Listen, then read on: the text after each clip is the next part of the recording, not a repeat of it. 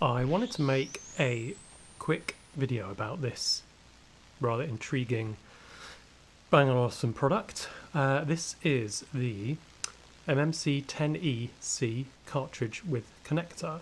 So my understanding about these is, I've done a little bit of research online, is that they were, I think for the American market only, produced in the early 80s, possibly the late 70s, but I think in the early 80s.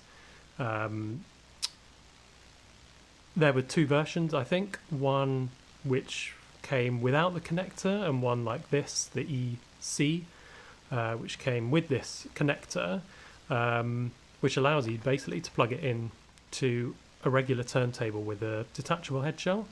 And actually, as part of reading up about these, I found an ad, a B&O ad from the time, from 1981, which was basically saying, I think it was saying something along the lines of, you don't need to buy, apologies, a B&O turntable to take advantage of our moving microcross technology. You too can have it on your turntable with one of these. And I think I may be right in saying that the cartridge is basically the same as an MMC 20E. I'm not sure why it was called the 10E. Someone may be able to say. So yeah, I think that is just a little bit of the background on this. It's just quite an intriguing item to me, I thought. I have a turntable with a removable head shell attachment, and I bought this with the desire to use it on that turntable. However, as you can see, what I have here, it is a new old stock example of this MMC 10EC. It is sealed. The packaging has had a little bit of damage over the years, and this corner is slightly coming away, but it is sealed. So I'm now in two minds whether to open it or not. Yeah, the packaging has seen better days, but it's just quite a nice example of this product. Yeah, so part of me thinks, you know, these items were manufactured, packaged up with the intention of being used. They were not manufactured and packaged with the intention of being left in the packaging, as this one has been for, well, if it's from 1980, 1981, that's what, 43, 44 years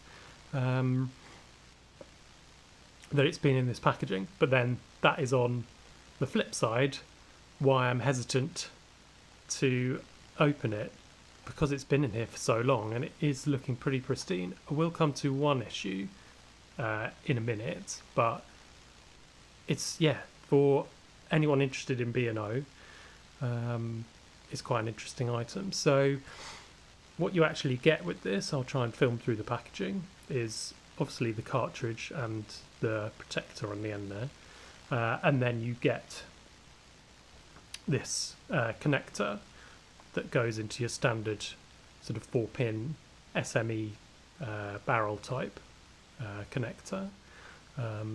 You get this little extra weight here, which my understanding from reading up on these is because the B&O cartridge is so lightweight, and I think this is, the connector is possibly fairly lightweight too, that for most tone arms, the counterweights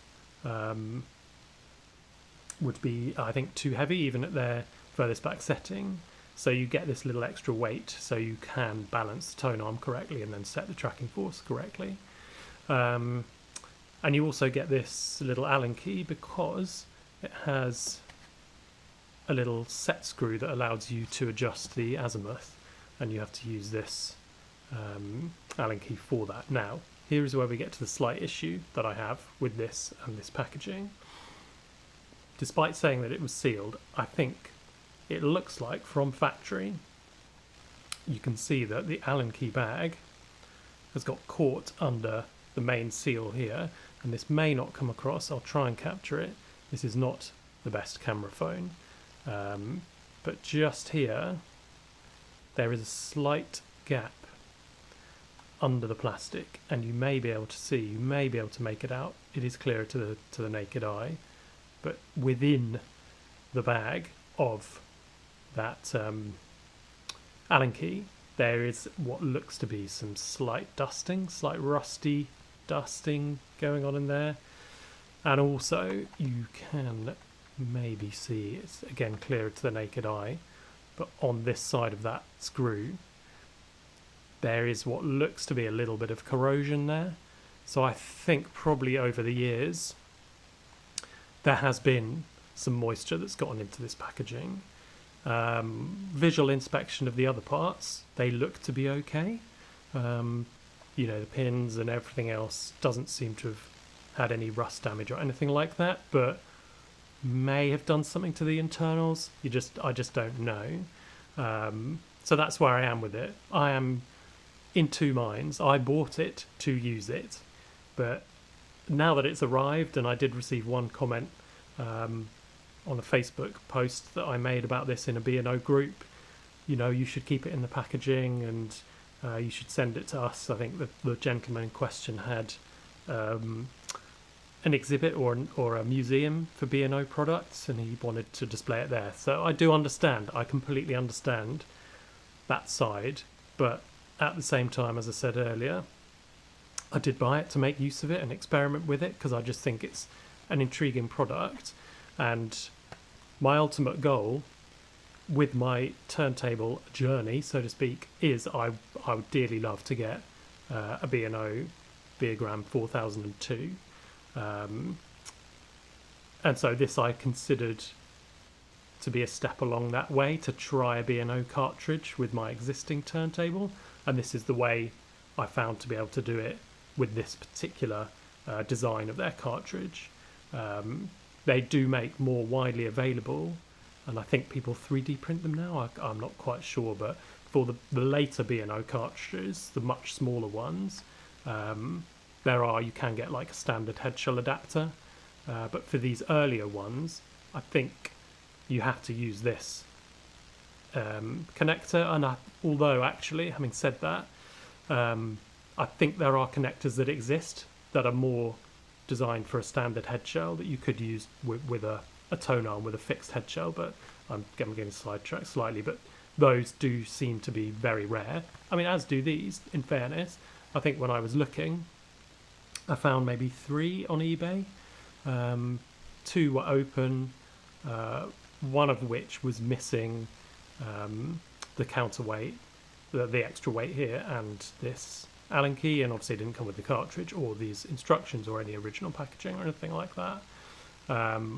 The other one, I think it did come with the connector and the weight, but they were asking too much. I couldn't stretch to that. And again, going back to why I bought this, it was because at the moment I don't have the funds for a B&O turntable with the prices that are being asked, but I did have the funds to stretch to this just to try as something a bit different for my turntable. So yeah, that's where we are. My original plan was to open this on video, but I'm going to leave that. I'm still mulling over whether I'm actually going to do that, and just to show you the back is totally plain. The only sort of things of note are on the front here. So yeah, that's what we've got. I've made quite a long video about something that probably doesn't justify it, but there we go. That is the MMC 10E C cartridge with connector. And if I do choose to open it, I will definitely try and film that, and then maybe another video or 2 of it actually going onto my turntable. But yeah, that is that product. For any B&O enthusiasts out there who may know more about this, please do comment below.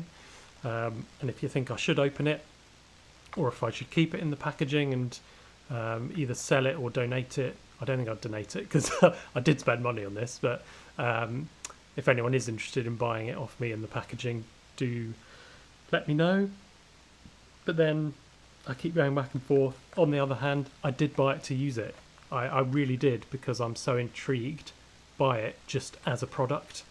You know, it's pretty unique, and it's, in a way, I suppose it's kind of like the Autophon Concords, where it's just plug and play. There's no alignment needed. I'm not quite sure what the alignment is, whether it's actually would be correct for my Technics turntable, but I would have to measure that with the Technics overhang gauge that I have. Anyway, I've rambled on too long now. That is this product.